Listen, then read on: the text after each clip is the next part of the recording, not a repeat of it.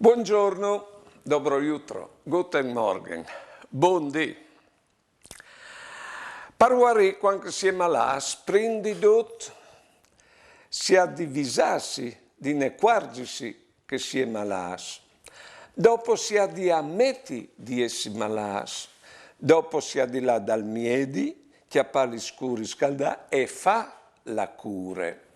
Poi bene, quando si tratta di un mal non fisico, come che possei per esempio un difetto, se si vuole convertirsi, che vuol dire cambiare, prima di tutto si ha di visarsi di velo.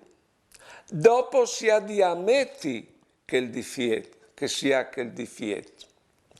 Dopo si ha di voler cambiare e affrontare la paura di non arrivare a cambiare, magari facendosi aiutare di qualcuno.